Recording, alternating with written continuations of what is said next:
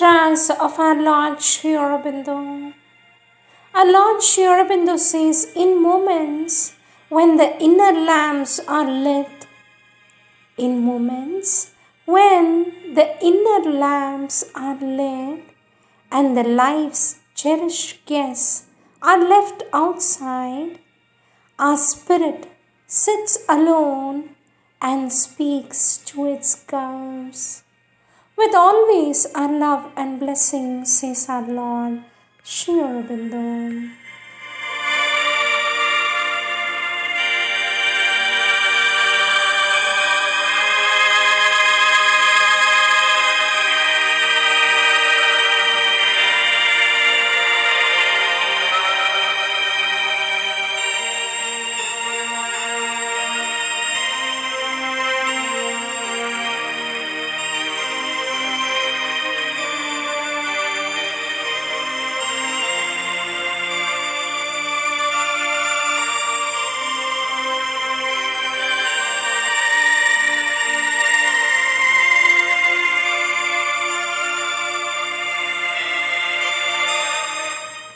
Sri Aurobindo's Savitri,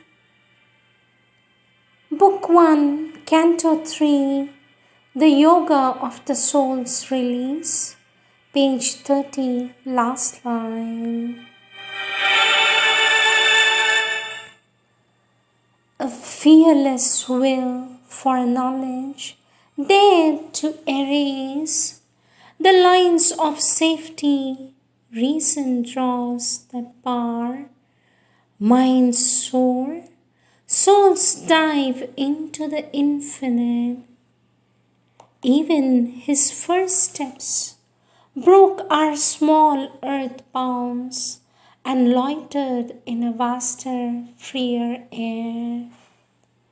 In hands sustained by a transfiguring might, he caught up lightly like a Jane's bow, left slumbering in a sealed and secret cave, the powers that sleep unused in man within. He made of miracle a normal act and turned to a common part of divine works, magnificently natural at this height. Efforts that would shatter the strength of mortal hearts, pursued in a royalty of mighty ease, aims too sublime for nature's daily will. The gifts of the Spirit crowding came to him. They were his life's pattern and his privilege.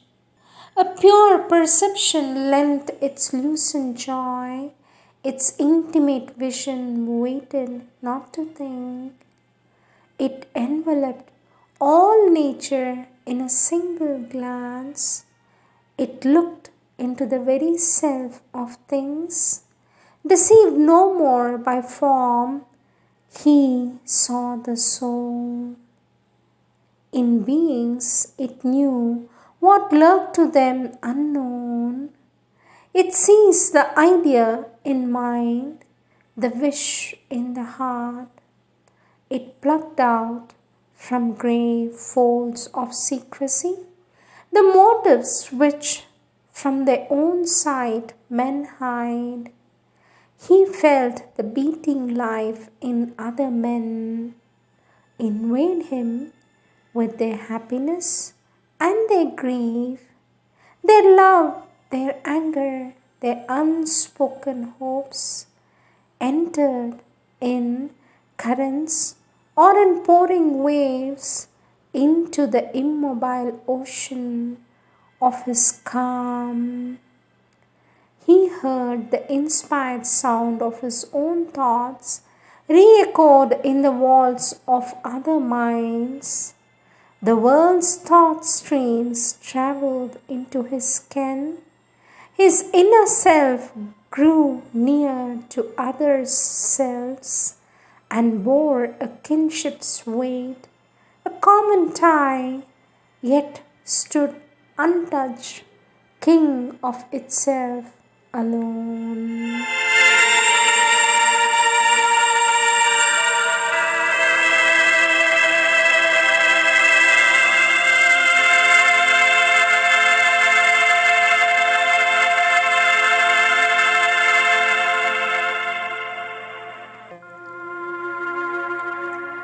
Darshan Day Messages, 24th April 1962, our Divine Mother's final arrival day.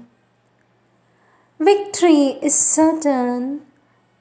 Victory is certain if we persevere, and what price of difficulty and endeavor can be too great for such a conquest?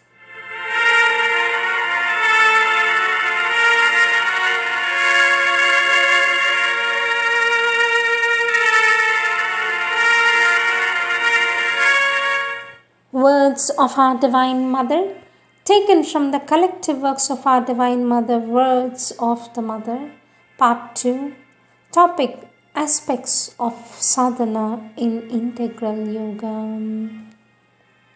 Our Divine Mother says, 3 things indispensable to begin with in the sadhana. While doing sadhana in integral yoga, 3 things are indispensable to begin with. First, absolute sincerity in the whole being and all its activities. Second, complete self-surrender without any reservation. Third, patient work on oneself, and at the same time a steady conquering of perfect, unshakable peace and equanimity. Our Divine Mother says, our human consciousness has windows that open on the infinite, but generally men keep these windows carefully shut. They have to be opened wide and allow the infinite freely to enter into us and transform us. 2 conditions are necessary for opening the windows. First is an ardent aspiration. Second, progressive dilution of the ego. Our Divine Mother says, the divine help is assured to those who set to work sincerely. Question, sweet Mother, what is the best method to find the divine who is in each one of us and in all things? Our Divine Mother says, aspiration, silence, concentration. If need be, a prayer addressed to the divine. I belong to you, sweet Mother, and I want to know you so that all I do is nothing but what you want me to do. Encourage only what leads quickly to the Lord and serves His divine purpose, says our Divine Mother. Our Divine Mother says, no life can be successful without self-discipline. To be a man, discipline is indispensable. Without discipline, one is only an animal. One begins to be a man only when one aspires to a higher and truer life, and when one accepts a discipline of transformation. For this, one must start by mastering one's lower nature and its desires. It can be said that all discipline whatsoever, if it is followed strictly, sincerely, deliberately, is of considerable help, for it makes the earthly life reach its goal more rapidly and prepares it to receive the new life. To discipline oneself is to hasten the arrival of this new life and the contact with the supramental reality.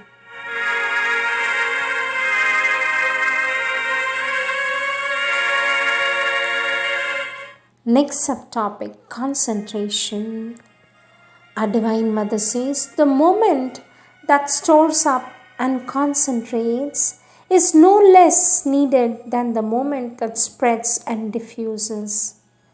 Concentration does not aim for any effect but is simple and persistent. Concentration on a precise goal is helpful to develop.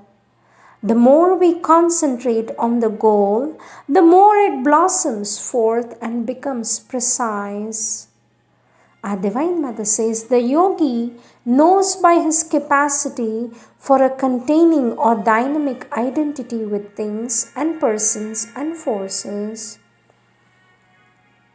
Knowledge can only come by conscious identity, for that is the only true knowledge, existence aware of itself.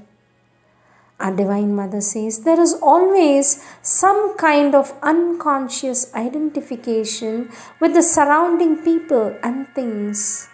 But by will and practice, one can learn to concentrate on somebody or something and to get consciously identified with this person or this thing, and through this identification you know the nature of the person or the thing. Nothing is impossible for one who is attentive. It is said that the faculty of concentrated attention is at the source of all successful activity.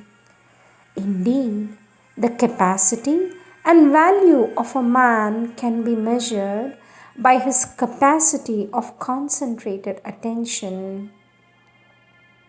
In order to obtain this concentration, it is generally recommended to reduce one's activities, to make a choice, and confine oneself to this choice alone, so as not to disperse one's energy and attention. For the normal man, this method is good, sometimes even indispensable, but one can imagine something better. Next subtopic, meditation. Our Divine Mother says when you sit in meditation, you must be as candid and simple as a child. When you sit in meditation, you must be as candid and simple as a child, not interfering by your external mind, expecting anything, insisting on nothing. Let me repeat. When you sit in meditation, you must be as candid and simple as a child, not interfering by your external mind, expecting nothing, insisting on nothing. Once this condition is there, all the rest depends upon the aspiration deep within you. And if you call upon divinity, then too you will have the answer. Each meditation ought to be a new revelation, for in each meditation something new happens. Each meditation something new happens. Even if you are not apparently successful in your meditation, it is better to persist and to be more obstinate than the opposition of your lower nature. Question, sweet mother, I would like to know from you if it is good for me to devote more time to meditation than I am doing at present.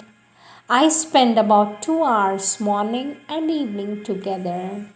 I am as yet not quite successful in meditation. My physical mind disturbs me a lot. I pray to you that it may become quiet and my psychic being may come out. It is so painful to find the mind working like a mad machine and the heart sleeping like a stone. Mother, sweet mother, let me feel your presence within my heart always.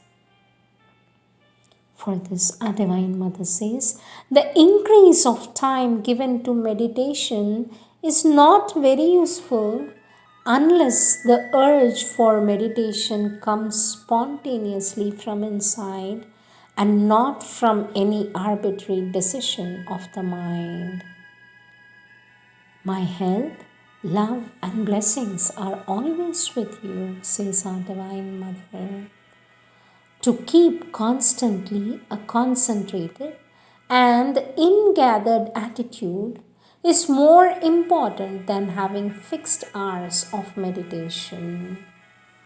Question, sweet mother, when you give us a subject for meditation, what should we do about it? Keep thinking about it? For this, our Divine Mother says, keep your thought focused on it in a concentrated way.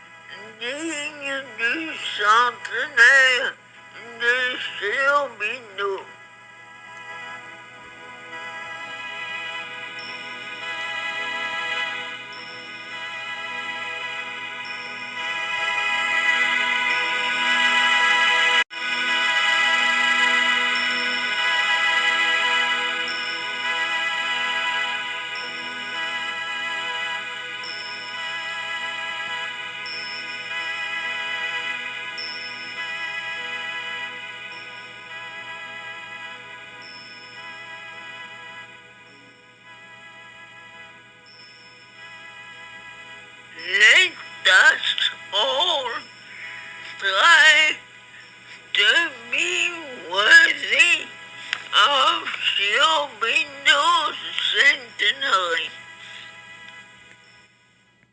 Question, sweet mother, and when no subject is given, is it enough to concentrate on your presence in the heart center? Should we avoid a formulated prayer? For this, our Divine Mother says, yes, concentration on the presence is enough, says our Divine Mother. Examples of the subjects for meditation: new birth, birth to a new consciousness, the psychic consciousness. How to awaken in the body, the aspiration for the divine. Our Divine Mother says, turning one's gaze inward, looking within oneself, the ill effects of controlled speech.